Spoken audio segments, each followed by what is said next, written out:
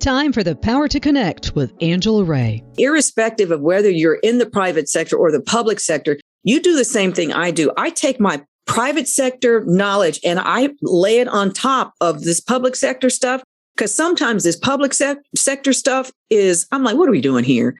We didn't do that do that on your private time. We got work to do here.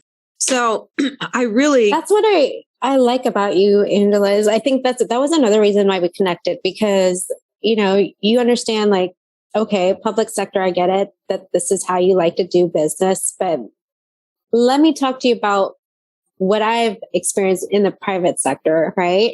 And I love that you're very lean and you're very like problem solver. You don't want to go with the status quo, and that was awesome to hear, because coming from the public sector, Angela, they would be like, well, that's how we do it. Right. That's how it's always been done. And we're like, no, that's not how it's going to be done. That's right.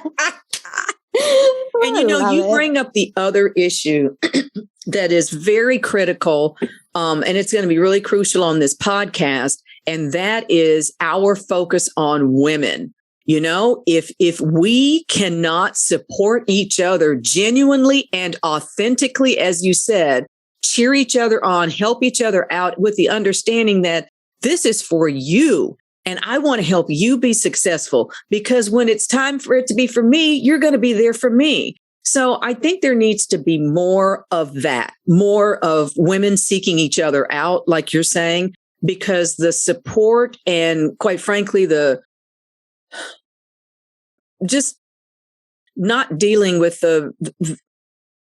what I had a political show in DC and talked to minority business owners, a lot of Black and Hispanic business owners. And I remember specifically, I did a segment on VC, venture capital, and how very difficult it is for people of color and women to legitimately get the attention of what is an industry that is overrun by white males, basically. Mm-hmm. So, that is a true impediment. And I love that the way you guys found a way around it, which is to, let's look and see if we can find a woman who will have that sensibility and understand, that we are amazing people. We are business people. We know what we're doing. And, you just touch on a lot of things that are important to me. And that's why we are the friends that we are. What I want people to understand is, in order for you to have the business that you have and to do what you do, you had to do everything. You had to market. You had to do the financing. You had to do all the paperwork for the, corporation. You had to, work on the app. I mean, there's no one to help you out. It's you, and one more time, you. And if you have a partner, exactly. It's y'all, and then y'all. Right.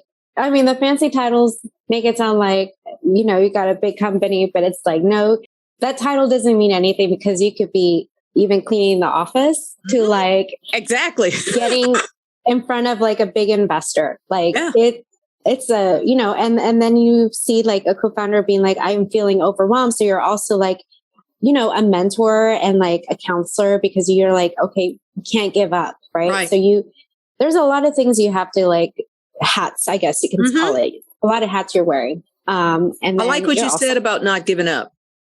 Yes. That's how it works. Right. Yeah. And how it works. It's funny. I met a woman on the plane once. We were coming back from Texas and going to DC, and we got to chatting, and she worked at the State Department at the time. And so we were getting ready to leave. She goes, I need to tell you, I call myself a recovering entrepreneur. I fell out laughing.